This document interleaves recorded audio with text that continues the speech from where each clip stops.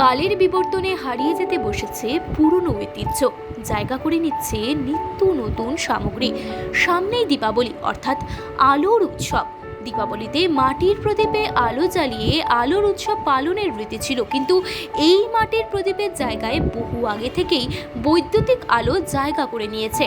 মাটির প্রদীপ শুধু এখন নিয়ম রক্ষার জন্য কিছু কিছু বাড়িতে ব্যবহৃত হয়ে আসছে, বাকি সব আলোর রোশনায় চলে বৈদ্যুতিক রকমারি টুনি লাইট দিয়ে। তাতেও নতুনত্বের ছোঁয়া থাকে প্রতি বছরই, অর্থাৎ কোনো কিছুই এখন আর দীর্ঘস্থায়ী নয়।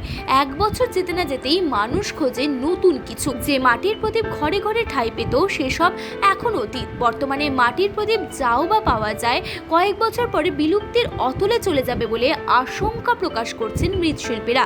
শিলিগুড়ির পালপাড়ায় প্রায় প্রতি ঘরে ঘরে দীপাবলির আগে মাটির প্রদীপ বানানোর ধুম পড়ে যেত। বাড়ির বাচ্চা, বুড়ো, মহিলা, পুরুষ সকলে মিলে মাটির প্রদীপ বানাতেন। এই সময় বাড়তি লাভের আশায় মাটির প্রদীপ বানিয়ে বিক্রি করতেন পালপাড়ার একাধিক পরিবার, কিন্তু চাহিদা কমে যাওয়ায় ও প্রদীপ বানানোর উপকরণের দাম নাগালের বাইরে চলে যাওয়ায় আগের মতো লাভ আর এখন হয় না। যৎসামান্য যা লাভ হয় তাতে সংসার চলে না। তাই এই পেশা থেকে বাড়ির তরুণ প্রজন্মেরা মুখ ঘুরিয়ে নিচ্ছে। তারা অন্য পেশায় নিজেদের নিয়োজিত করছেন বলে জানালেন মৃৎশিল্পীরা। পাশাপাশি পরিশ্রমের তুলনায় লাভ আর আগের মতো না থাকায় তারাও চান না তাদের পরিবারের তরুণ প্রজন্ম এই পেশার সাথে নিয়োজিত হোক। তাই কালের বিবর্তনে ঐতিহ্যের মাটির প্রদীপ আর মাত্র কয়েক বছরের মধ্যেই গৃহস্থের ঘরের শোভা বর্ধন করে হারিয়ে যেতে বসেছে বিস্মৃতির অতলে।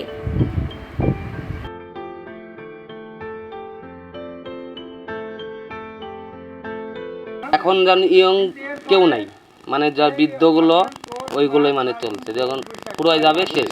এটা ব্যবসা কেন? ইয়ং ছেলেবেলে শিখছেই না তো। টাকা নেই বলে শিখছে না, খাটনি বেশি? টাকা নেই, খাটনি বেশি, প্রচুর খাটনি। খাটনি হিসেবে টাকা নেই, খাটনি হিসেবে টাকা নাই। আর এইগুলো মানে নোংরা কাজ না, মানে সব সময় মাটি শরীরে লেগেই থাকে, এই জন্য মাটি দিয়ে তৈরি হয়।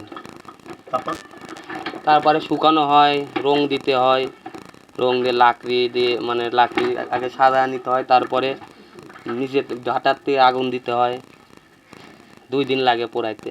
এটা অনেক খাটনি তো, প্রচুর খাটনি। এটা খাটনি হিসেবে টাকা পাওয়া যায়? খাটনি হিসেবে অত টাকা নাই, মানে মাটির দাম বেশি, জ্বালানি জ্বালানি তো আরো বেশি। কি হবে এতগুলা প্রদীপ বানাচ্ছে? এখন বানাচ্ছি, আমাদের কাজই এই। বর্তমান যুগে তো আপনার টুনিক চলনটা বেশি আছে। কি হবে এগুলো বিক্রি হবে? হবে টুকটাক, আসবে কিছু ঘরে টাকা পয়সা? কিছু তো আসবেই, কিছু তো আসবেই। কি নাম আপনার? অসিত পাল। এই দুর্গা পূজা আর এই কালী পূজা পড়বে একটা সিজনেই আর সারা বছর টুকটাক মানে প্রতিদিন